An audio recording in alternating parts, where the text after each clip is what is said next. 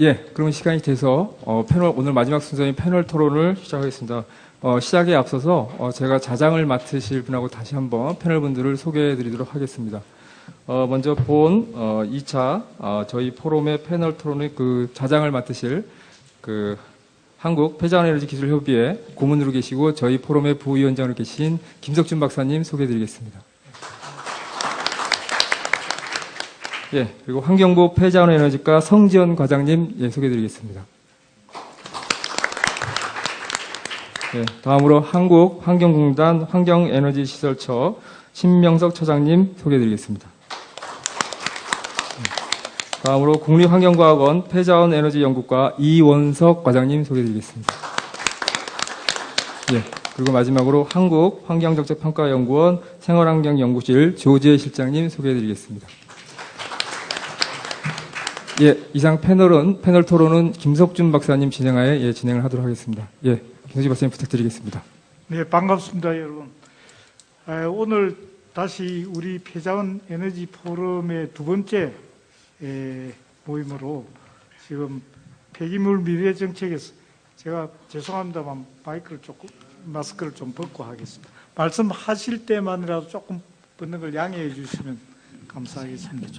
폐기물 미래 정책에서 폐자원 에너지의 역할과 기대에 대한 주제로 지금 세 분의 주제 발표를 들었습니다. 그리고 오늘 이제 우리 네 분을 패널 위원을 모시고 토론을 하고 어쨌든 또 플로어에서 또 의견을 받고 토론을 하면서 제 마지막 이 세션의 항상 역할이 시간을 잘 지키는 것 같습니다. 그래서 가능하면 5시 이내에 마치고 늦어도 5분 이상은 늦지 않도록 진행을 약속드립니다. 우선 오늘 패널 여러분들 소개해 주셨기 때문에 이미 패널 위원께 부탁드릴 말씀은 우선 한 5분 내지 8분 정도로 오늘 발표 주제와 또 본인의 생각에 대한 내용을 좀 정리해서 말씀해 주시면 감사하겠습니다. 그러면 그 순서를 원래 이제 우리 그 정부에서는 제일 마지막에 하는 게 일반적인 걸로 알고 있습니다. 그래서 또 한편의 정부인 우리 국립환경과학원의 이원석 과장님께서 일단 시작을 해주시면 감사하겠습니다. 예, 국립환경과학원의 이원석입니다. 일단 오늘 세 분 발제해 주신 분 이야기 잘 들었고요. 모르겠어요. 여기 계신 분들이 사실 환경부도 그렇고 저희도 그렇고 KI 전부 조금 어떤 민간 영역보다는 좀 관의 영역에서 좀 이야기하는 것들이 많아서 비슷한 입장이 되지 않을까 싶기는 한데 일단 오늘 자리에서 종합적으로 좀 들었던 거에 이제 숙제들이 생겼구나. 근데 이 숙제라는 게 그동안 몰랐던 숙제들이 아니라 이미 다 알고 있었던 숙제들을 계속 좀 이렇게 덮어져 갔던 것들이 되지 않았나. 그래서 이게 지금 아까 처음에 과학원 입장으로 좀 대변하면 강진구 연구원님이 용어에 대한 모호성이나 불명확성 이런 부분들 이야기를 했는데 폐기물이 시간에 가면서 굉장히 이제 관리법 예전에 제 기억에 보면 초기에 굉장히 얇았던 게 어느 순간 보니까 굉장히 두꺼운 법이 되어 있더라고요. 그래서 그렇게 발전해 가면서 용어나 이런 부분들도 조금씩 정립이 되면서 가야 되는데 이게 이제 개별적으로 좀 가지 않았나라고 하는 생각에서 보면 무슨 법을 다루기 때문에 정부에서 해야 되는 부분이라고만 생각하지 말고 이 전문가 영역이나 또는 민간의 영역에서도 같이 그런 정의들을 좀 세워서 가야 되는 시점이 아닌가. 그리고 그걸 숙제라고 생각을 하고 여기에 지금 민간 주도하는 이 포럼이 그런 역할을 하는 부분들이 아닌가라는 생각을 좀 먼저 말씀드리면서 제 생각을 좀 말씀드리겠습니다. 아까 용어 모호성 이런 말씀 드렸는데 사실 이제 그런 것들에 대해서 공동의 노력들이 좀 필요하다라는 생각 좀 말씀드리면서 특히 저희가 지금 에너지 관련되는 업무들을 하고 있거든요. 그래서 지금 재활용 관련해서 물질 재활용과 에너지 회수는 이제 좀 분리를 해야 되지 않는가. 그리고 그거를 위한 논의들을 좀 해야 되지 않는가. 그래서 에너지를 좀 모아서 그거를 관련되는 좀 정책이나 이런 것도 규정도 일원화시키고 그다음에 정책적인 방향도 좀 효율적으로 더 제고할 수 있는 부분으로 해야 되지 않나라는 생각을 좀 해봤고요.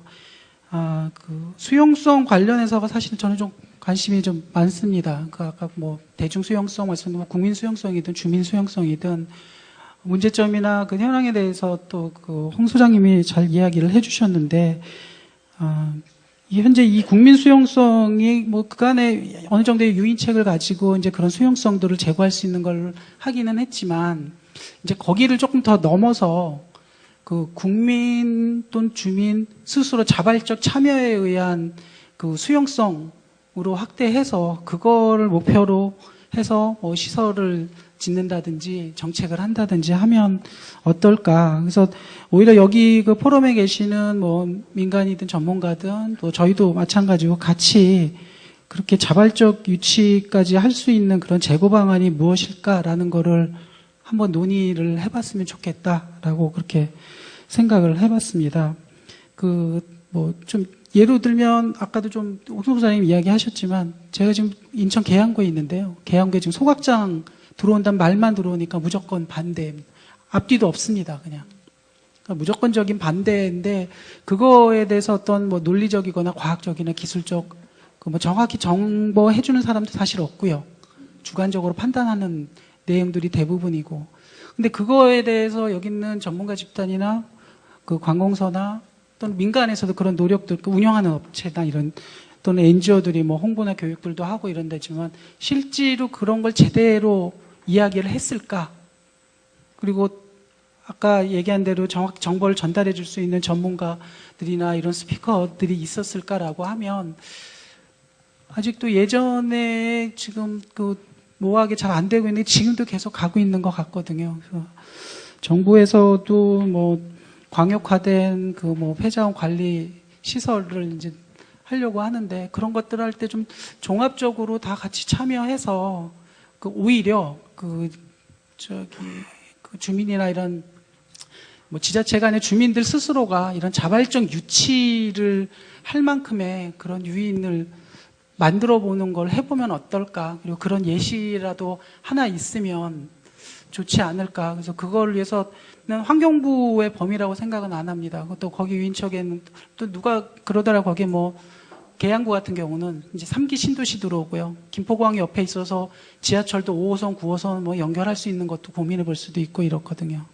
그럼 종합적인 어떤 뭐 문화 복합시설도 그렇고 뭐 이런 걸 총망라해서 들어가는 거라면 그렇게 해서 오히려 들어가서 쾌적한 환경과 물론 이제 운영 관리하는 측면에서의 관리도 제시를 하겠죠. 그래서 그렇게 하고 거기는 시설들 이용하는 부분도 그렇고 오히려 진짜 아까 말씀하신 브랜드 가치가 올라가고 집가 즉시 올라가고 한다면 오히려 유치하려고 더 애쓰지 않을까라는 그런 생각을 좀 해봤거든요. 그래서 좀 정책적인 것뿐만 아니라 좀 운영 관리 이런 모든 부분에서 그런 주민 수용성을 높일 수 있는 쪽으로 좀 생각을 자꾸 전환해서 했으면 하는 생각을 하고요. 그런 것들을 한번 기회 될 때 이런 포럼에서 논의를 좀 해봤으면 좋겠습니다. 이상입니다. 네, 감사합니다. 특히 수용성을 많이 강조하시는데 정책뿐만 아니라 운영 관리 쪽에도 주민들의 수용성을 고려해서 하자는 좋은 말씀 있었습니다. 그러고 보니까 다 지금 공공 쪽에서 나오신 분들이군요. 혹시 플로어에서 의견 개진하실 게 계시면 질문이나 뭐 코멘트나 뒤에 보면 질문의 건의해갖고 빈 페이지가 있거든요. 여기에 적어서 미리 내주시면 그분을 우선으로 하겠습니다. 그래서 좀 꼭 하실 분은 적어서 미리 좀 제출을 해주시면 감사하겠습니다. 그러면 가는 김에 이쪽 이제 왼쪽으로 계속 우리 환경정책연구원의 조재희 실장님 말씀 좀 부탁드립니다. 네, 안녕하세요. KI의 조지혜입니다. 오늘 세 분의 발표 말씀 잘 들었고요.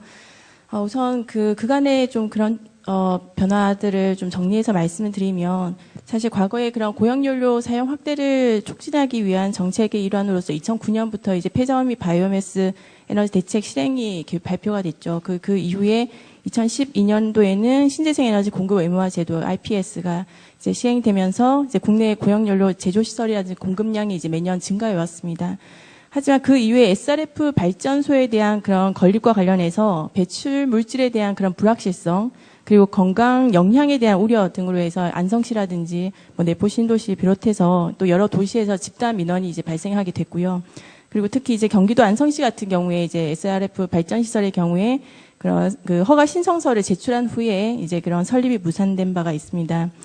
근데 이러한 고용연료 제품에 대한 관리 체계가 사실상 그 당시에 이제 최저 품질 기준을 만족했을 때에는 이제 그것이 그러니까 신고를 해서 가는 방식으로 이제 기인했기 때문에 또 저품질의 그런 제품들이 좀 생산되는 그런 측면이 있었고요. 이로 인해서 SRF 시장에 대한 불신이 이제 증대가 됐습니다. 그래서 그 이후에 이를 해결하기 위해서 이런 고용연료 제품에 대한 사용 허가제가 도입되고 또 대기 환경 배출 기준과 같이 이런 다각적인 측면에서 관리 기준 대폭 강화가 되어 왔고요.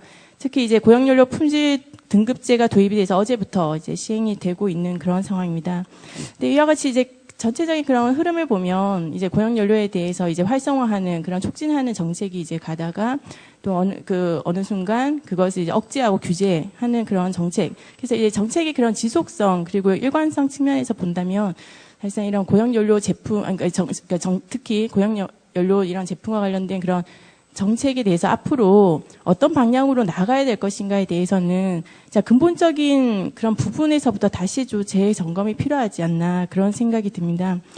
사실상 이런 폐자원 에너지화를 촉진할 것인가와 관련해서도 사실상 그런 이해관계자들 간의 그런 의견 차이가 사실 뭐 대기 분야라든지 에너지 분야 그리고 또 폐기물 하시는 분야 또 각간의 그런 보고자 하는 그런 보는 시각이 워낙 이렇게 좀 차이가 있기 때문에 사실상 그런 부분에 대해서의 좀 합의가 도출되지 않고서는 그 이후 단계의 어떤 정책이나 그런 부분에 있어서도 많은 또 어려움이 있을 거라고 생각을 합니다. 그래서 저희가 고용연료 사용 시설에 대해서 예전에 이제 과제를 연구를 수행하면서 그때 이제 대기 분야 이제 전문가들과 이제 폐기물 분야 전문가들이 이제 같이 모시고 사실 한 자리에서 말씀을 나눈 적이 있습니다. 근데 그때도 저희가 좀 굉장히 좀 크게 느낀 부분이 이제 연구자 측면이지만 연구자조차도 그런 보는 시각에 따라서 그런 의견 차이가 굉장히 이제 큰 것을 좀 확인했고요. 하지만 다행스럽게 이제 여러 번 저희가 이제 회의를 진행하면서 어느 정도는 이제 그런 팩트 위주로 해서 설득을 하고 서로 이해를 시키고 이런 부분들이 왜 필요한지에 대해서 이제 말씀 나누는 가운데 어느 정도의 그런 합의점은 좀 찾아나가는 그런 방식이 있었거든요. 그래서 이런 이해관계자 여러 그런 공감대 형성, 공론의 장을 이렇게 만드는 부분들이 굉장히 저는 중요하다 생각하고 이런 측면에서 지금 폐자원 에너지 기술 정책 기술 포럼이 가지는 의미가 굉장히 저는 크다고 생각을 합니다. 그래서 앞으로 이제 우리 사회가 나아가고자 하는 그런 순환 경제라는 측면, 그러니까 자원, 그런 물질 자원의 그런 순환성 측면과 그리고 기후 중립성 그런 방향을 본다면 결국 이 폐자원 에너지화가 어떠한 역할을 할 수가 있을 것이냐. 그리고 지금 이제 이런 관리 정책의 우선순위에 있어서 어느 지위에 있고 위치에 있는지에 대해서는 좀 분명히 이 부분을 이제 합의를 통해서 좀 그러니까 정리할 필요가 있다라고 생각을 하고요. 그렇다면 이제 그런 폐기물 사전, 그러니까 발생 억제 측면이 이제 제일 우선이 돼야 될 것이고, 그 다음에 이제 재사용, 그리고 물질 재활용, 뭐 에너지 회수 이런 매립 그런 순으로 이제 가게 될 것인데, 그렇다면 이제 에너지 회수 부분이 사실상 그런 물질 재활용이 됨에도 불구하고 이게 태우는 부분이라고 한다면, 그런 순환경제 측면에서도 사실 그 방향은 이제 적합하지가 않은 부분이고, 하지만 물질 재활용 되지 않는 그런 부분에 대해서 이런 폐자원 에너지화가 가지는 측면은 이제 화석연료 대체 그런 측면도 있겠고요. 그리고 지금 우리나라의 국내의 그런 폐기물 처리 흐름을 봤을 때는 이 폐자원 에너지가 없다면 사실 매립으로 다 갈 수밖에 없는 그런 구조이기 때문에 사실상 이런 폐자원 에너지화가 가지는 그런 역할 부분에 대해서는 그런 순기능 그런 부분에 대해서는 좀 강조를 하면서 팩트 위주로 갈 필요가 있다고 생각합니다. 그래서 그런 쪽에 그러니까 근본적인 그런 부분에 대한 좀 합의가 이루어지면 다음 단계로 그런 그 폐자원 에너지화가 가야 될 그런 방향에 대해서 단기와 좀 중장기로 해서 좀 로드맵이 제시가 됐으면 좋겠습니다. 그래서 제도적인 측면, 그러니까 기술과 인센티브 부분이 되겠고요. 그리고 기술적인 측면, 그리고 시설 인프라, 그리고 재정 투자, 그리고 거버넌스, 통계, 이 각각에 대해서 나누어서 각 단계별로 어떤 부분이 보완돼야 되고 문제점인지 그런 부분들이 좀 하나씩 짚고 나갔으면 좋겠고요. 그런 부분들이 이제 오늘 세 분의 연사분들께서도 말씀해 주신 그런 다양한 요소들, 그 주민 수용성 부분이라든지 아니면 그런 기술 개발 부분이라든지 그리고 이런 용어 정리 부분, 이런 부분들이 다 여기에 또 포함이 되는 부분입니다. 그래서 그거를 좀 더 분류화해서 각 단계별로 그것들이 어떤 방향으로 가야 되는지를 이제 좀 봤으면 좋겠다는 생각이 들고요. 근데 특히 이제 그 중에서도 그런 요소들 중에서도 전 두 가지 측면, 특히 이런 거버넌스 부분 그리고 통계로 인한 그런 모니터링 부분이 그간 우리 정책이 수립되는 그런 과정에서도 좀 많이 좀 미흡한 것 같습니다. 고용연료 정책에 있어서. 그래서 첫 번째로 이제 정책 수용성 부분을 좀 말씀을 드리면 그 EU 쪽에 앞서 이제 박상호 소장님께서도 발표 주셨지만 그 순환경제 패키지 부분이 이제 2015년도에 순환경제에 대한 공식적인 오피셜한 그런 정책, 첫 번째 정책입니다. 그것이 나오고 이제 2년 단위로 이행 성과가 발표가 되고요. 그 중간에 이제 모니터링 지표가 개발되면서 이제 수치에 기반한 이행 성과가 이제 평가가 되는데 그때 이제 나온 결과가 이제 고용 창출 효과가 있고 그다음에 부가가치가 많이 올라간 것으로 이제 그러니까 그 목표대로 가고 있는 것으로 이제 나타났습니다. 그래서 이렇게 그 정책이 수립이 되고 그것이 뭔가 성과로 이렇게 실질적인 그런 목표대로 성과가 나타나는 그런 배경이 무엇인지를 저희가 살펴봤을 때 결국은 그 패키지를 만듦에 있어서 그 전 단계, 그러니까 정책 수립 단계에서부터 그런 이해관계자, 산업계라든지 시민사회가 함께 그 부분이 이제 적극적으로 이제 참여를 해서 그런 그분들의 그런 의견들이 반영이 된 것이, 그러니까 확정된 내용들을 위주로 갔기 때문에 사실 이런 순환경제 정책에 있어서는 그런 그분들의 그런 전폭적인 지지가 같이 있었기 때문에 이런 정책들이 중간에 어떤 그 이유로 해서 무산되거나 그렇지 않고 이렇게 목표대로 가는 부분입니다. 그리고 또한 그 유넵이라든지 이제 EU에서 계속 얘기하는 부분이 그렇다면 이런 지속 가능한 정책을 만들기 위해서 이런 정책 입안자를 위한 그런 로드맵 부분의 그런 중요성을 강조하고 있고요. 거기 하나의 그런 사례로 본다면 이 부분이 좀 고용연료 정책을 이제 앞으로 우리가 이제 고민해서 만들어 나갈 때 좀 적용이 됐으면 하는 부분인데요. 유넵 같은 경우에는 일단은 우리가 이제 이슈가 생기면 그 이슈가 무엇인지에 대한 현안 파악을 해야 되겠죠. 그 다음에는 이 이슈를 해결하기 위해서 이제 규제로 갈 것이냐 아니면 자발적으로 갈 것이냐 경제적 그런 수단으로 갈 것이냐 그런 쪽에 이제 그런 기존의 그런 정책들에 대해서는 평가를 하게 될 것이고요. 그리고 이제 그러니까 정책에 대해서 이제 환경, 사회 그런 경제적인 그런 영향에 대해서 팩트로서 이제 영향을 분석하게 됩니다. 근데 그 가운데 그 이해 관계자들을 적극적으로 이제 산업계 그리고 시민 그리고 유통업계 그리고 재활용업계 등을 이제 정부에 포함을 시켜서 같이 참여를 하고 있고요. 거기에 더해서 그런 그 TV 캠페인이라든지 그런 온라인상의 그런 부분 통해 유튜브 같은 걸 통해 가지고 그런 부분에 대해서 이제 전 국민을 대상으로 이런 그 정책의 그런 필요성이라든지 그런 부분에 대해서 이제 정보를 제공하는 그런 단계가 이런 정책 수립의 절차로서 포함이 되어 있습니다. 그래서 그런 과정을 거쳐서 친환경적인 그런 대안이 선택이 되면 이제 그것을 이행하게 될 그런 산업계에 대해서도 우수사업계에 대한 그런 인센티브 부분이 같이 고려가 되고요. 그리고 그런 정책들이 지속적으로 이제 추진이 될 수 있도록 그런 관련된 그런 재정과 관련된 그런 관리 기금이라든지 그런 부분이 같이 이제 정책 수립 단계에서부터 이제 그 설정이 되어 있습니다. 그래서 이러한 일련의 과정을 통해서 정책이 개발된 다음에는 이제 그런 통계를 바탕으로 한 그런 모니터링 통해서 계속 이제 환류해 나가는 그런 방식을 취하고 있습니다. 그래서 이러한 일련의 그런 절차들이 그러니까 단기성으로 이제 끝나는 것이 아니라 이런 그 이해관계자 플랫폼이라든지 그런 부분을 통해서 장기적으로 지속적으로 이런 정책에 이제 반영이 되었으면 되는 부분이 필요하다고 생각을 하고요. 그래서 EU에서도 2017년도에 그런 플랫폼을 통해서 지금까지도 계속 이행이라든지 보완에 있어서 그런 관계자들의 그런 참여가 계속 유도되고 공론의 장이 만들어지고 있습니다. 그래서 그런 부분에 대해서 특히 이런 고용연료 그런 정책에 있어서는 필요한 그런 부분이라고 생각을 하고요. 그리고 이제 마지막으로 이제 그런 두 번째로 말씀드리고 싶은 부분은 통계와 이제 모니터링 부분입니다.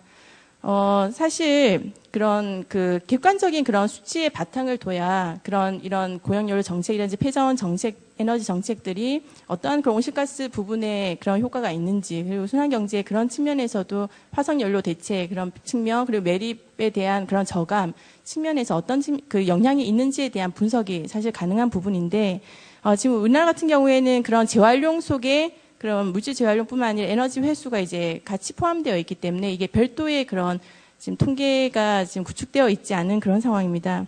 근데 한편 EU 같은 경우에는 이제 리커버리 내에 이런 물질 재활용이나 에너지 부분을 이제 포함이 되어 있고 각각을 이제 별도로 이제 통계로 관리하고 있는 부분이고, 그리고 특히 그 에너지 회수 부분에 있어서도 실제로 에너지 회수 기준을 만족하는 시설에 한해서만 이제 에너지 회수 활동으로 인정하고 있고, 그리고 거기서 이제 생산된 에너지가 아닌 실제로 활용된 그런 에너지 기반으로 해서 기준으로 하고 있기 때문에 이런 부분에 대해서는 저희가 충분히 좀 참고할 필요가 있다고 생각하고요. 그리고 일본 같은 경우에도 앞서 말씀 주셨지만 그런 발전 효율에 대해서 그런 지표를 함으로써 이 부분이 결국 이런 목표와 연결되는 그런 고리로서 가고 있습니다. 그래서 이런 통계 부분이 폐자원 에너지화에 대한 그런 별도 통계 부분이라도 이 부분이 구축이 되어야 그 이후에 그런 그 전체적인 그런 그림에서 폐기물 처리라든지 그런 부분에서 이런 폐자원 에너지가 그만큼 중요한 어떤 역할을 하고 있는지가 이제 보여줄 수 있다고 생각을 하고요. 그래서 크게는 이런 정책 그런 수립 단계에서부터 이해 관계자들 참여시키는 그런 절차가 이제 지속적으로 이제 절차로 들어갔으면 좋겠고, 그리고 무엇보다도 이런 그 폐자원 에너지화에 대한 통계 부분이 이제 별도로 구분이 되어서 구축해 나가는 그런 과정이 필요하고, 그를 통해서 이제 모니터링을 함으로써 그런 좀 더 이제 정책적으로도 보완해 나가는 방향으로 개선이 되었으면 좋겠습니다. 예, 이상입니다. 예, 감사합니다. 그 정책 그리고 통계와 모니터링 이 전반적인 데 대해서 폭넓게 정책, 통계와 모니터링 전반에 대해서 폭넓게 말씀해 주신 데 대해서 감사합니다. 특히 폐자원 에너지화를 촉진할 것인가 말 것인가. 저는 폐자원 에너지를 사실 하면서 촉진해서는 안 된다고 봅니다. 왜냐하면 이게 줄어야 제대로 된 정책이 되는 겁니다. 그래서 제가 참 이 부분에 종사를 하면서 제가 하는 분야가 줄어들어야 맞다고 하는 주장을 하는 이 아이러니가 굉장히 강한데, 소화기관하고 비슷한 것 같아요. 위에서 너무 처음부터 많이 소화될 음식이 넘어오면 문제가 되겠죠. 거기서부터 소화되어 가는데 거의 마지막 단계 수분 흡수 단계가 나는 에너지 회수 단계라고 봅니다. 이게 이제 제대로 안 되면 뒤에 이제 우리 매립에 문제가 생길 거 아닙니까? 너무 설사가 난다든지. 어디 한 군데라도 잘못되면 전체적으로 폐기물 문제가 생길 겁니다. 그러니까 이게 정책과 통계 또 관리 이런 게 전반적으로 다 중요하다고 봅니다. 예. 다음은 우리 그 실행부서에 있는 환경관리공단의 신명석 차장님 좀 부탁드리겠습니다. 네, 안녕하십니까.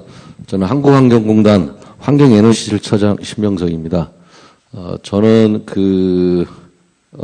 공사 우리 소각 쪽하고 유기쓰기 쪽에 발주하고 이제 환경부 정책 지원 업무를 좀 하고 있습니다. 그래서 저는 이제 좀 그쪽으로 좀 말씀을 좀 드리겠습니다. 그래서 일단 지금 저희들이 이제 산업이 발달하고 국민이 소득이 증가하면서 실적으로 보면 쓰레기 양들이 좀 많이 좀 늘어나는 것은 사실입니다.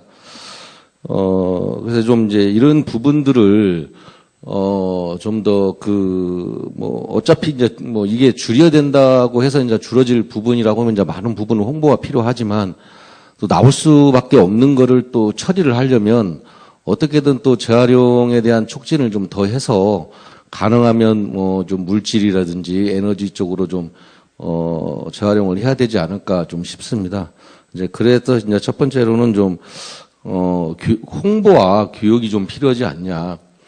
어렸을 때부터 좀 이런 공부와 학교에서 교육이라든가 유치원 때부터 그런 시설에 대한 견학, 그런 부분부터 요즘에 또 애들은 또 유튜브도 많이 보니까 어린이 이렇게 좀 용으로 좀 유튜브를 만든다든가 그런 좀 시설을 어렸을 때부터 좀 교육을 가르치고 어떤 식으로 재활용을 해야 되는지, 예를 들어서 뭐 캔을 하게 되면 또 캔하고 이제 음료수 보면 또 캔하고 또 분리되면 스틸에 있는 부분들이 있습니다. 그런 부분도 별도로 좀 분리하는 그런 하나하나에 대한 부분이 어렸을 때부터 교육이 좀 필요하지 않냐. 그러면 좀 습관적으로 그런 부분을 좀 더 하지 않겠냐 싶어서 좀 그런 홍보와 교육이 좀 필요하지 않나 좀 싶고요. 또 하나는 수거입니다. 이제 수거를 하는데 저희들이 요즘에 이제 그 플라스틱류나 이런 비닐류나 이런 걸 수거를 좀 해서 보면 이게 고품질이 나올 수 있는 부분인데도 이제 음료수를 뭐 제대로 안에 있는 걸 그냥 버린다든가 그러다 보면 그거는 깨끗이 좀 하게 되면 이제 고품질의 그런 재활용할 수 있는 용어로 사용할 수가 있는데 그렇지 않은 부분들이 굉장히 좀 많이 있습니다. 저희들 농어촌 폐비닐 같은 경우도 보면 한 100 중에 이제 30%는 양질의 그 비닐이 나오고 한 70%가 이제 뭐 흙이나 굉장히 오염된 물질들이 나오다 보면 솔직히 이제 30%는 어떻게 양질의 그런 부분이다 보니까 가져가려고 하는 데가 많은데 저품질에 대한 부분은 처리하는데 좀 곤욕을 좀 많이 좀 하고 있습니다. 그래서 좀 그런 수거에 대한 그런 부분도 좀 아니면 이제 고품질에 대한 가격을 좀 더 책정을 좀 해주든지 좀 그런 식으로 좀 이런 좀 해결을 해야 되지 않을까 좀 싶습니다. 그다음에 이제 저는 이제 좀 그 처리 기술에 대한 부분을 좀 얘기를 좀 하겠습니다. 저희들이 이제 1990년도부터 2000년도까지 소각이 한참 막 좀 들어섰습니다. 거의 대부분이 다 이제 유럽이나 일본에서 이제 많이 가져왔고, 그때도 이제 가져오면서도 이제 우리가 음식물이라는 부분이 이제 섞여 있기 때문에 굉장히 좀 처리하는데 굉장히 좀, 애를 먹고, 많은 그런 과정을 겪으면서 이제 안정화 단계에 들어왔는데, 그때 이제 그러면서 이제 좀 다육시라는 게 또 그 얘기가 되면서 음식물이 빠지고, 그러면서 이제 쓰레기에 있는 그 발량이 올라가면서 굉장히 좀 애를 먹고 있고 지금도 하고 있습니다. 근데 지금 처리 기술이 아직도 이제 민간에서 처리하는 대부분의 시설들이 국산화가 안 돼 국산화입니다. 민간인들은. 그러다 보니까 이제 그 대형 쪽에 이런 부분들은 유럽이나 일본에서 가져오면서 공기량에 대한 부분, 이제 쓰레기를 태고해서 최소 필요한 공기량이 필요한데 그 공기량에 대한 이런 부분이라든가 열 회수에 대한 부분이 굉장히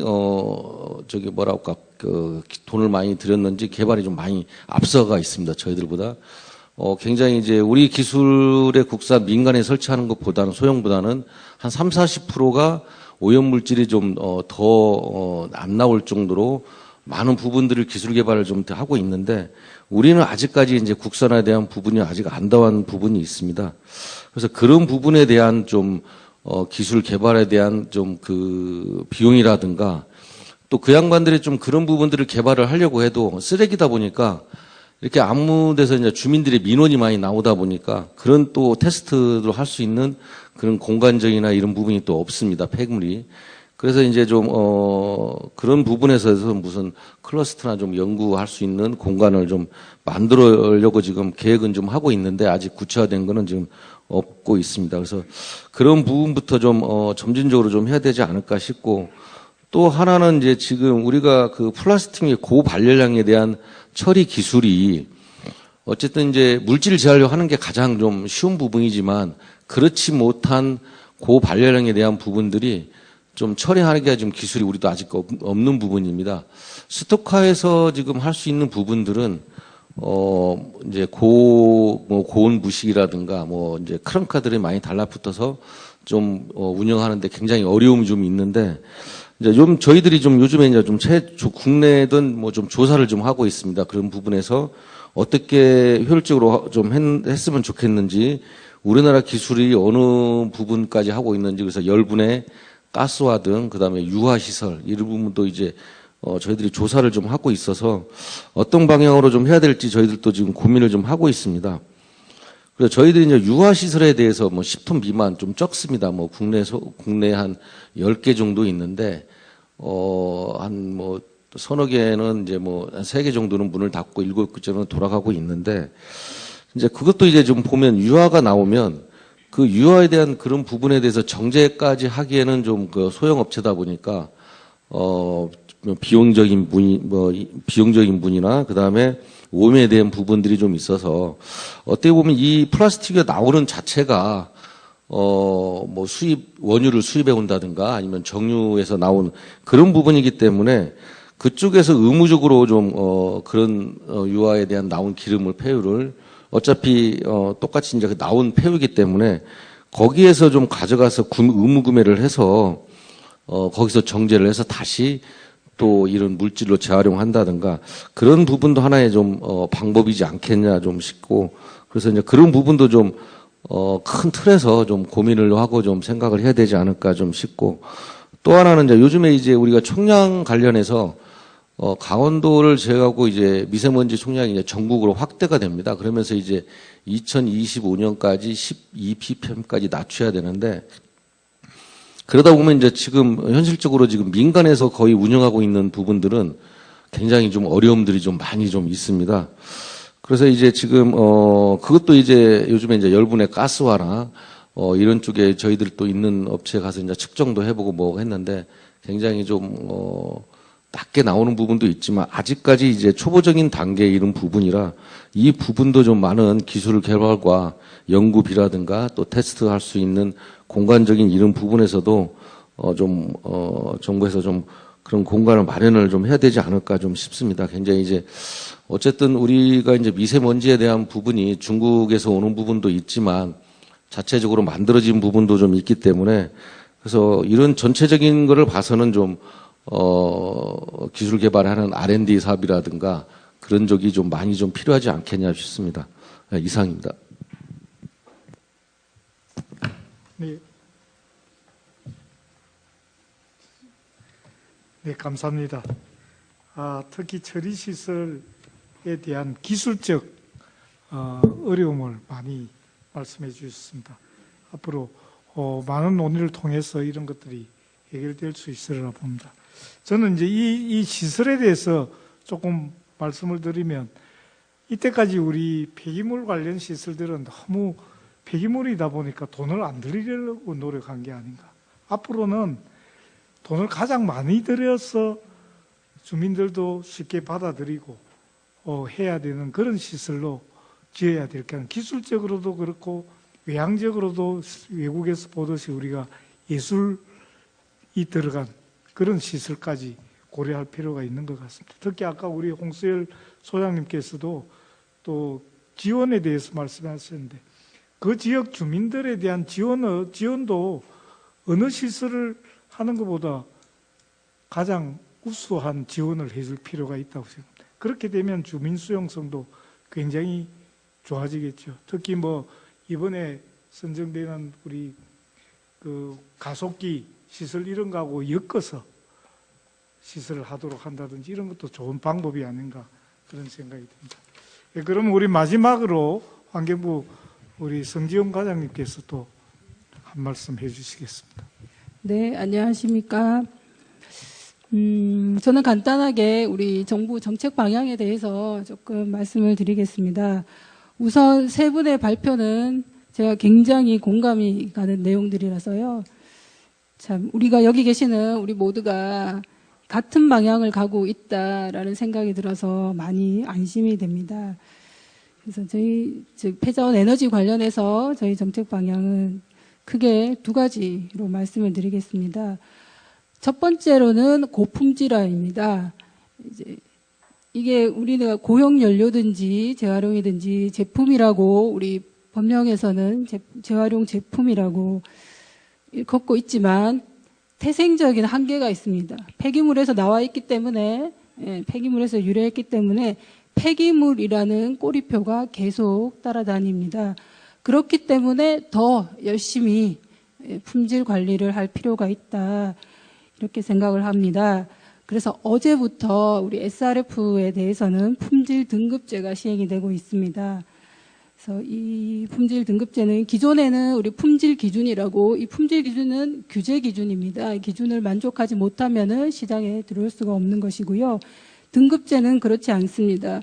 저희가 발열량이나 중금속 같은 4가지 항목을 평가해서 3개 등급으로 나눕니다. 최우수, 우수, 양호. 예, 양호가 기존의 품질 기준에 해당하는 수준이라고 보시면 되겠습니다. 품질 등급제는 규제 기준이 아닙니다. 예, 그래서 가급적이면은 품질 좋은 등급, 고품질의 등급을 생산하고 사용을 하시라는 측면에서 저희가 고등급, 예, 최우수 등급을 사용하게 되면은 오히려 인센티브를 받으실 수가 있습니다. 그 검사 주기를 받을 수 있는 인센티브로 해서 저희가 고품질화로 앞으로 계속해서 유도를 해 나가려고 하고 있습니다. 두 번째로는 우리 폐기물 처리 시설에 대해서 융합화와 이제 주민 수용성을 높이는 방향으로 가겠다 이런 말씀을 드립니다. 기존에 뭐 다들 여기 계신 분들이 인식하고 계시겠지만 폐기물 처리 시설이 그 님비 시설로 인식되고 있는 문제가 있고요. 앞으로는 안전하고 예, 환경성 있고 또 안정적으로 폐기물을 처리하는 것은 기본이고요. 여태까지도 그렇게 해왔고 기본이고 이러한 단순한 폐기물 처리를 넘어서서 이제 이것이 에너지를 생산하는 시설이 된다. 그래서 융합화로 간다. 이런 말씀을 드립니다. 그래서 에너지 여태까지는 현재도 많은 소각장과 또 음식물 처리 시설과 이런 시설에서 발생하는 에너지들을 열을 사용한다든지 또 스팀을 활용을 한다든지 에너지를 활용을 해 오고 있습니다. 그렇지만 그 폐기물 처리에 주안점이 있다 보니까 에너지 활용 부분은 활성화되지 않았는데 에너지 활용 부분이 조금 활성화될 수 있도록 저희가 제도적인 뒷받침을 하고자 합니다. 오늘 박상우 박사님께서 발표해 주신 일본의 사례, 국고 보조금과 연계해서 폐자원 에너지에 대해서 인센티브를 주고 있다라는 이 사례는 앞으로 저희 정책에 좋은 참고가 될 것으로 생각이 듭니다. 두 번째 이제 주민 수용성 제고 측면인데요. 사실은 그동안은 우리 주민 수용성을 높이기 위해서 정부에서는 과학적인 정보, 객관적인 정보를 투명하게 제공해 주는 것으로 충분하다라고 생각을 해왔습니다. 예. 근데 우리 홍수열 소장님께서 발표하신 걸 보니까 이제 앞으로는 거기에서 한 발 더 나아가서 정말 지역 주민의 눈높이에서 지역 주민들이 우려하는 것이 무엇인지, 걱정하는 것이 무엇인지, 왜 정부는 이렇게 객관적이고 과학적인 정보를 주고 있지만 주민들한테는 다른 정보가 전달이 되고 있는 것인지 그런 측면에서도 조금 우리가 관심을 가지고 관리할 필요가 있다라는 생각이 듭니다. 그래서 저는 과학적이고 객관적인 정보 제공을 하는 측면에서 한 발 더 나아가서 주민들의 감성적으로 접근할 필요도 있다 이렇게 생각이 듭니다. 예, 간단하게 두 가지 우리 폐자원 에너지 정책 방향에 대해서 말씀을 드렸습니다. 이상입니다. 네, 감사합니다. 플로어에서 많은 의견을 듣기 위해서 간단히 말씀해 주신 걸로 생각이 됩니다. 두 가지 고품질화하고 그 다음에 융합화 주민 수용성에 대해서 지금 환경부의 정책 방향 그리고 지금 진행되고 있는 사항에 대해서 말씀해 주셨습니다.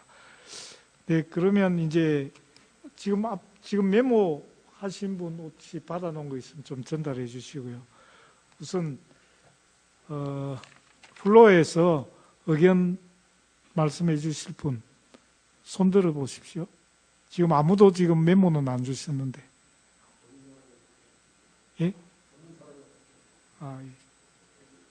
예, 우리 윤영성 회장. 거기 제가 좀 못 봤네. 예. 우리 최현석 박사님 먼저. 네, 안녕하세요. 저 한국기계연구원 최현석입니다. 오늘 발표 정말 좋은 발표 많이 들었습니다. 우리 뭐 용어 문제도 그렇고 특히 인상에 남는 게 우리 아까 홍수일 소장님 말씀하신 우리 주민들은 아직 아날로그에 머물러 있다. 그게 지금도 머릿속에 30년 전 그대로 머물러 있다는 그게 굉장히 아직 머릿속에 남아 있습니다.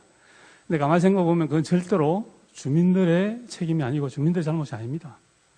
전부 우리 여기 있는 우리 전문가들 또 우리 정책하는 분들 우리 이쪽에서의 잘못이라고 생각을 하고요. 내가 풀어가는 걸 적극적으로 당연히 지금부터 해야 될 것 같고요. 그런 측면에서 오늘 이런 특히 우리 포럼이 더 앞으로 해 나가야 될 역할이 중요하다는 생각이 듭니다.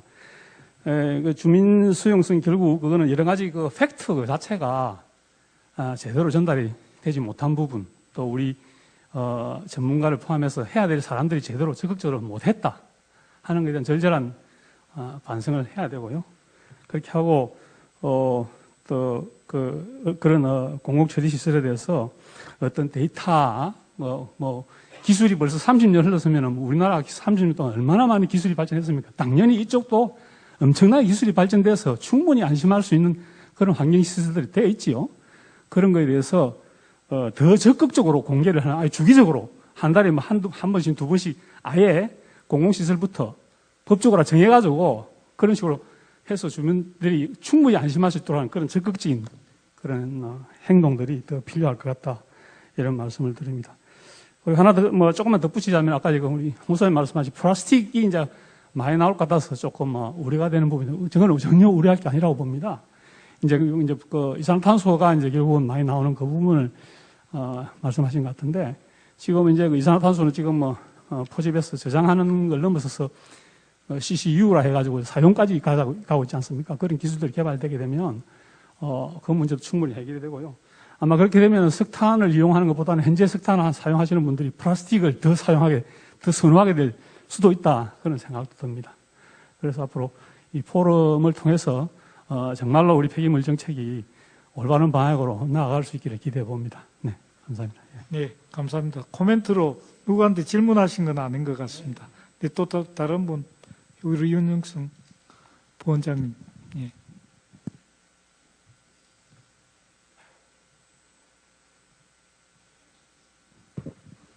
예, 오늘 박상우 소장하고 홍수열 소장이 중요한 화두하고 내용을 발표하신 것 같아요. 그쪽에 대해서 제가 좀 말씀드리겠습니다. 지금 퓨전에너지에 대한 정책하고 기술을 하는 포럼이기 때문에 정책은 아마 독일하고 일본의 그 퓨전에너지 그 정책을 참고해서 우리나라는 어떻게 할 건지를 명확한 이런 기술 포럼을 통해서 좀 비전을 제시하는 것이 필요하다고 저는 생각합니다. 독일 같은 경우는 분명히 아까 발표에도 보면은 퓨전에너지 회수율을 거의 99%, 100%까지 갔거든요. 그건 이론상으로 가능하겠지만은 돈이 엄청나게 많이 들어간다는 얘기죠. 제가 몇 년 전에 그 방문했을 때도 덴마크 쪽은 히트펌프를 정부에서 에너지 회수를 높이면 인센티브를 주기 때문에 히트펌프를 거의 다 사용합니다. 그러니까 이제 그렇게 회수율을 높일 수 있는데 그 방식으로 우리가 갈 건지, 그 얘기는 돈은 굉장히 많이 들이더라도 국가적으로 에너지 회수율을 굉장히 늘리겠다 하는 정책으로 할 건지, 아니면 일본 같은 경우는 그것까지는 아니더라도 명확한, 제가 이해하기로 일본 정부의 정책은 퓨전 에너지 기술은 자국 기술에 근간한 수준에서 에너지 회수율을 극대화한다 하는 정책으로 저는 이해하고 있습니다. 그 방식으로 갈 건지, 그러면 우리나라는 저희 같은 이런 기술 포럼에서 어떤 모델을 제시를 해서 아까 미래 비전 같은 얘기도 많이 나왔는데 방향을 제시해서 국민을 설득하고 다른 정치 계신 분들한테 설득할 건지를 이런 기술 포럼에서 조금 나왔으면 좋겠습니다. 독일하고 일본 그 사례가 구체적으로 자료를 굉장히 자세하게 우리 박상우 소장이 제시했으니까 좋은 참고가 된다고 생각됩니다. 그리고 주민 수용성은 아까 자장께서 말씀하셨듯이 저도 충분히 아마 전적으로 동감합니다. 퓨전 에너지 기술 설비를 설치하는데 3배를 들이면은 지금 현재 그 고시된 가격에 3배를 들이면 아마 주민 수용성은 아마 거의 현 100%는 아니더라도 제 생각에는 80% 90% 갈 거라고 생각됩니다. 저는 모델을 제시하는 게 프랑스 파리에 있는, 제가 몇 번 말씀드린 것 같은데 다른 기회에서, 프랑스 파리 에펠탑 바로 옆에 있는 반지하화된 소각장 건설비는 2.5배 정도 들었습니다. 일반 거보다.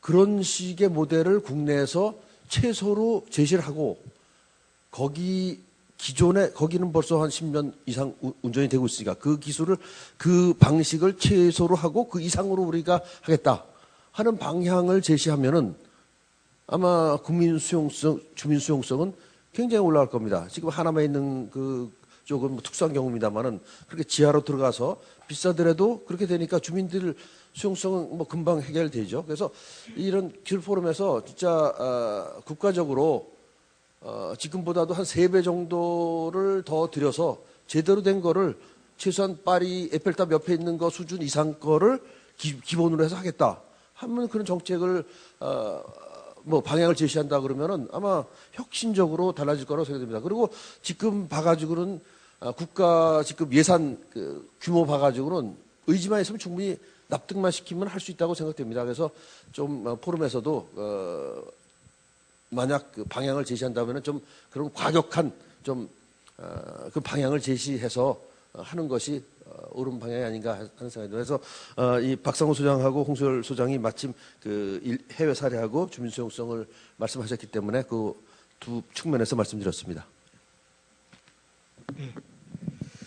우리 박상호 소장님과 우리 홍수열 소장님 그 정말 좋은 발표를 해주셨으니까 질문보다도 거기에 더 플러스 해주던 우리 그런 말씀이 있습니다. 또 말씀해 주실 분 안 계십니까? 네, 네, 박 대표님. 안녕하세요. 오늘 소속하고 이보엠텍 주식회사의 대표이사 박춘식입니다. 현재는 바이오 SRF 보일러를 개발해서 위탁 운영도 하고 있고요. 제가 요즘 언론에 보면 뭐 이런 기사가 하나 뜬 적이 있습니다. 폐기물에 돈이 몰린다. 뭐 이런 기사가 뜬 적이 있는데, 환경 폐기물 쪽에 M&A 시장이 커지고 있고, 그 M&A의 큰 손들이 다 외국계 펀드들입니다. 제가 하고 싶은 얘기는 2000년 초에 IMF가 터지고 공공성을 갖고 있는 폐기물 매립장과 소각시설을 군사는 아직 뭐 위탁 운영을 하고 있지만 그런 것들이 다 민간한테 넘어가고 그 이후로 이 공공성이 좀 사라지면서 어떻게 보면 민간 폐기물 소각 시장에 외국계 기업들이 들어가지고 우리나라 폐기물 소각 시장을 좀 외람된 표현이지만 지금 장악을 하고 있고 또 이분들이 이렇게 2년 3년에 한 번씩 익스트하고 또 들어오고 계속 이런 식으로 이렇게 하면서 폐기물 처리 비용이 앞으로 갈수록 증가할 거다.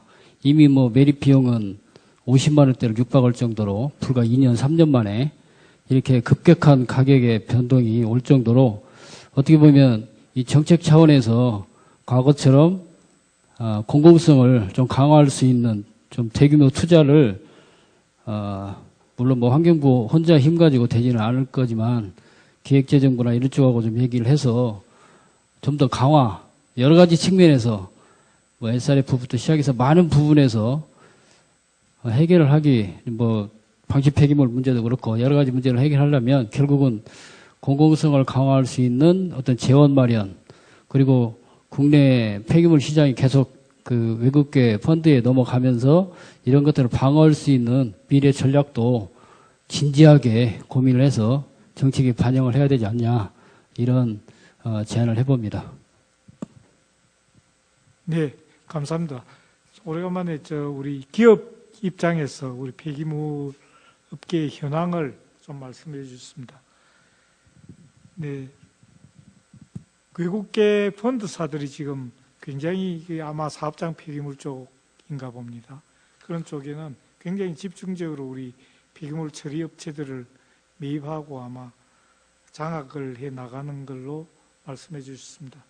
하여튼 거기에 대한 우리 국가적인 대책도 필요할 거 아닌가 보입니다. 그리고 혹시 또 다른 분? 네, 우리 장진석 국장님. 네, 안녕하십니까. 한국자원순환에너지공제조합의 장기석입니다. 오늘 그 폐자원에너지 정책기술 포럼, 포럼에 아마 가장 큰 그래도, 관심사라고 그럴까요? 메인이라고 그럴까요? 아마 그게 아마, 저희 그 산업 폐기물 소각 매립장들이 아마 주 얘기가 되고 있는 걸로 보여지고요. 또 저는 또 그 산업 폐기물 소각 매립장들을 대표하는 에너지 공제조합하고 매립협회에서 나왔습니다. 예, 그래서 거기 근무하고 있고요. 지금 오늘 이제 여러 가지 말씀하시는 것 가운데서 저는 한 3가지 정도 말씀드려보고 싶은데요. 좀 아까 바로 앞전에 말씀하신, 선생님께서 말씀하신 대로, 외국계 기업들이 국내 산업폐기물 소각장 매립장을, 장악하고 있다라든가, 굉장히 많이 M&A를 하고 있다, 이런 표현들이 계셔요. 예, 사실, 이게 뭐냐면 저희가, 저희 산업폐기물 소각장에 외국계 기업이 처음 들어온 게 2010년에 들어왔습니다. 2010년에 JP모건이 처음 들어와서 우리 산업폐기물 소각장들을 인수하면서 이제 업력을 넓혀가면서 이제 시체말로 문어발식으로 M&A를 이루어 나갔죠.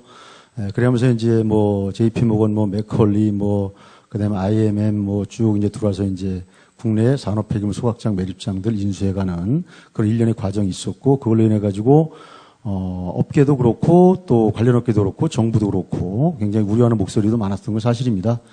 또 저희도 우려를 많이 했고요. 우리 업계 스스로도. 예, 그래서 지금 이제 저희가 확률적으로 따져보면 저희 업계가 한 70개 정도 업체가 있는데요. 그 중에서 한 40-50% 정도는 저거 사모펀드가 일단은 가지고 있다라고 보시면 될 걸 보여지고요. 근데 저희가 이걸 처음에 인수가 들어와서 과연 이 사람들이 과연 우리 시체 말로 먹튀하는 거 아니냐, 뭐 하는 거 아니냐 굉장히 얘기도 많았고, 또 지금도 그런 얘기가 많이 나오고 있긴 합니다만은, 그걸로 인해서 이제 어떤 매각이 이루어지면서 어떤 그 거래 가격이나 이런 게 쭉 나오고 있긴 합니다만은, 근데 기본적으로 이 기업들이 들어왔고 상대적으로 2010년 이전과 이후로 나누면은요, 2010년 이전에는 대부분 산업폐기물 소각장 매립장들이 개인 기업이었습니다. 개인 법인이었고, 그래서 그냥 일반 법인이었기 때문에 대부분 다, 그러니까 오너 일가가 운영하는 그런 체제로 가고 있다가 2010년을 기점으로 사모펀드가 들어오면서 이제 다국적 기업들이나 이런 쪽에서 투자가 이루어지면서 대대적으로 소각시설에 대한 개보수가 일어나기 시작합니다. 증설도 일어나고 투자가 엄청나게 일어나기 시작하죠. 그래가지고 2010년 들어와서 지금 딱 10년 지나갔거든요. 2020년까지. 2020년 흘러오면서 10년 동안을 제가 우리 그동안 업계 실황을 돌아보게 되면은요, 실제로 시설적인 투자 부분에서는 거의 10년 전과 10년 후를 비교해놓고 한 개 업체를 비교해보면은 그 업체의 그 외형부터 시작해가지고 시설부터 시작해서 모든 게 거의 80-90%가 다 싹 바뀌고 개선됐다라고 저희들은 판단하거든요. 그래서 일단 기본적으로 투자사들이 오다 보니까 이 기업들도 자기들도 대외적인 이미지가 있고 공신력이 있다 보니까 그런 부분에 굉장히 많이 투자를 하고 노력을 하는 그런 모습이 있었기 때문에 긍정적인 효과와 또 우려되는 효과 여러 가지 양쪽이 겹치고 있긴 합니다만 10년을 지금 넘어가는 시점에서 볼 때는 그래도 저희 업계 우리 당사자니까요. 저희 업계 관계자들 입장에서는 굳이 그런 부분에 대해서는 어차피 시장 움직임이 가기 때문에 굳이 그걸 갖다가 그렇게 우려할 사안은 아니다라고 보고 있고요. 두 번째는 뭐냐면은 맥쿼리가 됐건 JP모건이 됐건 기본적으로 투자사들은 투자 기금을 갖다 모으게 되지 않습니까? 근데 투자 기금을 모으는데 대부분 다 그 투자 기금이 국내 자본입니다. 국내 자본이고, 그리고 그 사모펀드 운영 주체들은 물론 외국에서 들어왔죠. 근데 그 사람들은 결국 수수료만 그냥 가지고 나가는 그런 형태고, 그 매매 대금은 전부 다 국내에서 움직이는 그런 형태로 가고 있다라고 보시면 됩니다. 그래서 지금 현재 가장 크게 많이 하고 있는 맥쿼리라든가, 그 다음에 IMM이라든가 이런 건 전부 다 국내 자본입니다. 국내 자본 인수해서 국내 자본이 운영하는 겁니다. 단지 운영사, 대행사가 외국계 사모펀드 운영사들일 뿐인 겁니다. 그래서 그 자본은 그대로 국내에 있다. 라고 보시면 될 걸 보여지기 때문에 오히려 그걸로 인해 가지고 이 기업들의 어떤 그 사람들의 그 투자사들의 어떤 그 대외적인 이미지 때문에 굉장히 많은 노력이 이루어지고 기술 투자가 이루어져 갖고 상당히 많이 바뀌어갔기 때문에 그게 오히려 좀 나아지지 않았나 싶고요.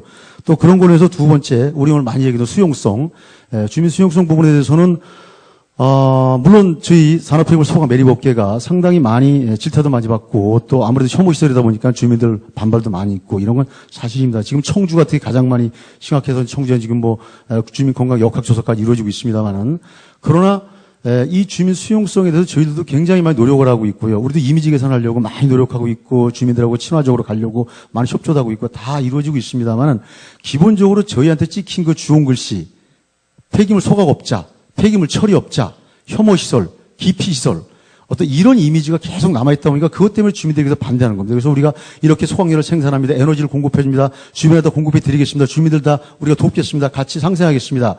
라고 아무리 제안을 해도 그분들이 가지고 있는 기본적인 인식, 그 낙인이 찍히다 보니까 그걸 바꿀 수가 없는 겁니다. 그래서 그 부분을 저희도 굉장히 노력을 하고 있는데 사실 저희 이 업계 민간 스스로가 그걸 하기에는 굉장히 역부족이기 때문에 그건 정부 차원에서 그렇고 같이 힘을 모아가지고 이 주민 수용성, 어떤 대국민 홍보 차원에서 이건 앞으로는 이건 폐기물 처리 어떤 그런 어떤 처리라는 개념으로 가는 것보다는 앞으로는 우리가 여기 쓴 대로 에너지 기업이다.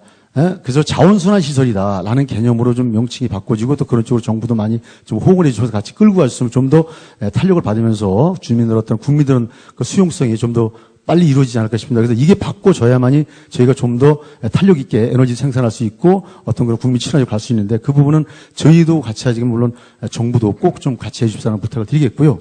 마지막으로 하나 더 말씀드리자면요. 그래서 저희가 오늘 참 여러분이 많이 말씀하셨습니다만은 이 폐자원 에너지라는 용어에 대해서는 굉장히 많이 오래전부터 얘기됐던 거죠. 근데 그러니까 그 중에서 오늘 여기 나와 있는 폐기물 관리법 2조 7항에 나와 있는 에너지 회수 기준이라는 그 용어를 보게 되면 그 에너지 회수 기준이 이 폐기물 관리법 만들어질 때부터 있던 조항입니다. 그리고 지금까지 그 조항이 그대로 살아 있습니다. 한 번도 바뀐 적이 없습니다. 그러니까 그런 정도로 저희가 아직도 이 폐자원 에너지라는 것에 대해서 아직도 정부도 그렇고 민간도 그렇고 이걸 갖다 좀 획기적으로 어떤 노력해서 바꿔보려고 하는 실질적인 액션이 부족했다라는 생각이 많이 들었습니다. 그래서 저희 그 자원순환 에너지 공제 조합에서 금년에 폐기물 학회하고 공동으로 연구 용역을 진행합니다. 연구 용역의 제목이 소각열 에너지 법제화 및 아까 오늘 말씀하신 정부 통계 구체화 방안이라고 해서 저희가 용역을 지금 진행하고 있습니다. 폐기물 학회하고. 그래서 그 용역이 나온 실체를 가지고 실제로 우리가 좀 더 폐자원 에너지 정책, 기술 이쪽을 좀 더 구체화시켜서 얼마나 우리가 구슬을 꿰을 것인가라는 부분에 어떤 우리가 뭐 실탄이라고 할까 근거라 할까요? 그걸 좀 만들고 있습니다. 그래서 그걸 가지시고 우리 이번에 이 폐자원 에너지 정책 기술 포럼에서 저희 용역을 좀 기초로 해서 다시 한번 실제 구체화되고 실체가 있는 그런 정책 포럼이 되고 그런 정책이 반영이 되고 하는 쪽으로 한번 써보십사 하고 그래서 저 감히 제안을 드립니다. 그래서 저희가 지금 학회하고 용역을 갖다 꼭 이번에 이 포럼에 채택해 주셔가지고 좀 활용해 주십사. 그래서 좀 법제화만 해 주십사라는 말씀 드려보고 있습니다. 네, 감사합니다. 네, 감사합니다. 삼패조합에서 좋은 말씀 많이 해주셨는데 특히 그 폐자원 에너지 법조항에 대해서 또 말씀을 해주셨습니다. 많은 노력을 하고 있던 것을 저희들이 감지할 수 있겠습니다. 네, 지금 1분 30초 정도 전인데 한 분만 딱 더 받도록 하겠습니다. 혹시 말씀해 주실 분 계십니까? 네, 위원장님. 아니, 끝내는 말씀 같이 하실 거예요? 한 말씀 드려야 될 것 같아서 좀 부탁드렸습니다. 원래는 이거 안 하려고 제가 사회자한테는 안 하겠다고 했는데 지금 해주신 말씀들 제가 이렇게 쭉 들으면서 저희들이 차기의 포럼으로 개최해야 되는 때에 주제로 삼아야 될 것들을 굉장히 많이 얘기해 주셨습니다. 그래서 뭐 기술, 정책, 뭐 주민 수용성, 또 실제 그 용역하시는 거 이런 것들이 결과가 나오면 저희들이 그런 것들을 계속 좀 모니터링해서 그 계속 하는 포럼에 이런 좀 의견 수렴의 자리로 마련하고자 합니다. 그래서 하나 말씀드리면 이제 다음 달에 6월 16일에 이 장소에서 원래 폐자원 에너지 기술 협의회의 워크숍이 계획되어 있습니다. 그래서 오전에 워크숍하고 3시까지 하는데 오후 세션은 저희가 이제 3시부터 하는 것으로 돼 있습니다. 근데 지금 코로나가 자꾸 확산이 돼서 또 어쩌면 이런 식으로 해야 될 가능성도 있습니다만 그때 이제 저희들이 다룰 게 기존의 기술들, 소각, SRF, 그리고 그런 것들에 대한 그 환경 안전성 문제, 뭐 이런 기술적인 거면서 안정성 이런 것까지 같이 좀 먼저 다루려고 합니다. 그래서 그때도 뭐 이런 이야기 해주시고 굉장히 그 발제하신 분들이나 의견 주신 내용들이 저희들 하려고 하는 건데 구체적으로 뭘 할까 하는 거에 그 주제들을 잘 던져주셨다고 생각이 들어요. 그래서 다음번에 그런 주제로 계속 확대해가면서 계획하고 있습니다. 계속 지속적인 참여 부탁드리겠습니다. 예, 이상 괜찮게. 네, 폐 선언은 우리 이사님께서 해주시고 제가 요 말씀 마무리 좀 짓겠습니다. 우리 박상호 교수님 이웃금융투자정책뿐만 아니라 독일에서 우리 아까 그 100% 가까이 그 효율이 나온 게 R은이죠. 이용효율인 거죠. 예. 그래서 실제 이제 그 에너지 장치의 회수 효율이 아니고 실제 이용 효율을 또 환산한 거기 때문에 우리도 한 몇 년 뒤에서는 한 100% 갔으면 좋겠습니다. 지금 우리 강준구 박사님 늘 발표하고 계시지만 아직 한 50% 평균하면 안 될 것 같고 특히 사업장 폐기물 넣으면 굉장히 저조할 겁니다. 하지만 이건 굉장히 높일 수 있는 여력이 많이 있습니다. 예, 강준구 박사님께서는 법적 용어하고 또 제도에 대해서 말씀을 해주신데 진짜 우리 용어 정의부터 한번 법 전체를 물론 폐자원 에너지 분야만 갖고는 되는 일이 아닐 것 같아요. 그 자원순환 전체를 최소한 다시 한번 들여다보고 이게 맞추어갈 필요가 있다고 느꼈고요. 우리 홍수일 소장님 정말 우리 가슴에 와닿는 이야기 많이 해주셨습니다. 정말 우리가 전문가들 차원이 아니고 일반 국민들한테 다가갈 수 있는 그런 폐자원 에너지 시설 정책이 되어줬으면 하는 바람입니다. 네, 여러분 3시간 동안 자리를 뜨지 않으시고 이렇게 끝까지 많은 분들이 남아서 또 경청해 주시고 토론에 응해 주셔서 정말 깊이 감사드립니다. 이것으로 오늘 그 토론은 마치도록 하겠습니다. 감사합니다.